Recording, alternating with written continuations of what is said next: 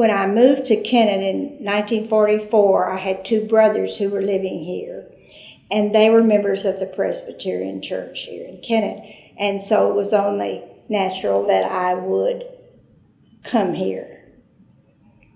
I was married in this church. My wife and I moved here approximately 50 years ago from a neighboring town, Steele. We were being visited almost nightly by ministers of various churches to try to solicit us to come to their church. And one night I came home from harvest, and there was, instead of a car, there was a bicycle parked in my driveway. I went in, and it turned out to be Paul Harlan, who was the minister here at First Presbyterian Church, and he made quite an impression on me. I guess after listening to him for a while, I decided he would be a good moral support for our family, and that helped us choose this church. My wife was pregnant with our first child, Trent, and he was born, and then Claire after him. Both became members of the church here. I've been a member of the First Presbyterian Church of Kennett for 51 years.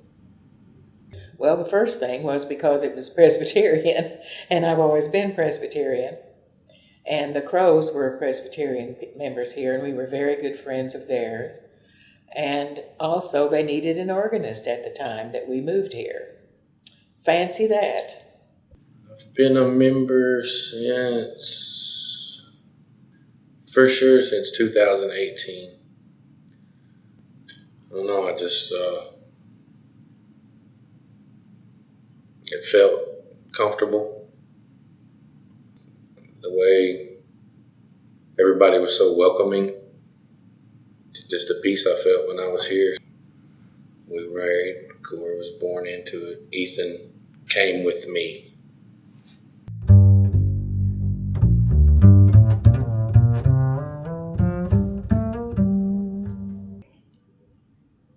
I love this church because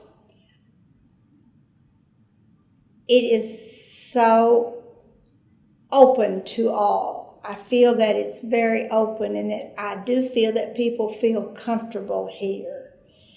And we're a small group, but yet I think we extend ourselves to people who come for the first time, and I like that. Today, I appreciate most today, let's see, the personal friendships, of course, like I said. And all the members are interested in each other's plans for the future, and also their problems that they may have. And if anybody, is sick or whatever, they come to your aid. And you just can't beat having those personal friendships. One of the main things I appreciate the most is it doesn't matter who you are. It doesn't matter what you've done, what you were, who you were, knowing that they all care no matter what. Easy to see that they'll welcome anyone, especially for them all to know me as a younger person, to root for me as hard as they has as an adult. It's been a great blessing.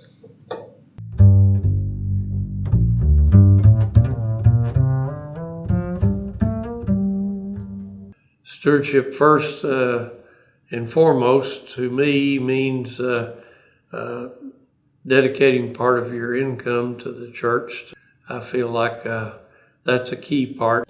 It's making sure you and your family and your friends are spiritually healthy, and try to work towards that endeavor. Stewardship is important to me because I feel that this is a way that I can respond to God's grace and His gifts to me. There's an expression God has no hands, no feet, but ours, the people. And we are expected to do what we feel is His will. Throughout my time here, of over 70 some odd years, I have done almost everything in the church except sing in the choir, and they won't let me up there because I'm non-musical. But I have been active in almost every phase of the church work, and I've been clerk here for I'm not sure how many years. I taught a Sunday school class. I've been in study groups. I've worked on committees. I'm on stewardship committee now. But recently I have tried to lessen my time on the committees because I feel like that there are others who maybe need to get some experience and serve in that capacity, in those capacities. I love being a part of our church family, not only for the close personal relationships, but for my own spiritual need to express my faith in the music I provide for the glory of the Lord, from whom my special gift has been given. The stewardship that I'm able to give isn't a great financial responsibility. So I take the stewardship as time and effort and helping and going and doing. And when I'm around and we're talking about stewardship, I don't go to the financial portion of it. I go straight to the heart.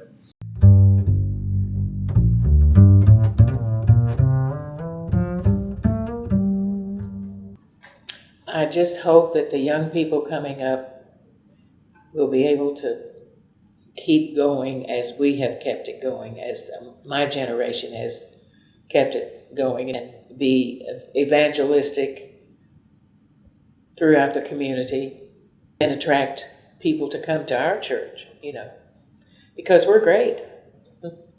First and foremost is for it to be safe.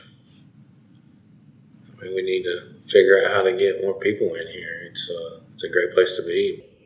I hope that we can continue to be active and make the word I want to say is contribute to the life of the church and the community.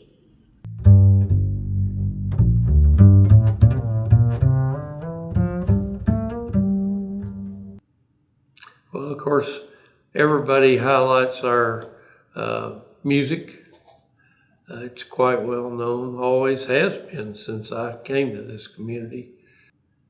We have a very nice facility, numerous facilities as a matter of fact, this building being one of them. So the community gets a lot of use out of this. It's being used all the time by various groups, not just Presbyterians by any means. 100% of the people would, first of all, want you to come back the second time. They're going to be very inviting. Everyone's going to introduce themselves. They're not going to care if you're in blue jeans or an Armani suit. That's what I would say to a new person. Don't worry about my story. Just know it. They love me. They can love you, I promise.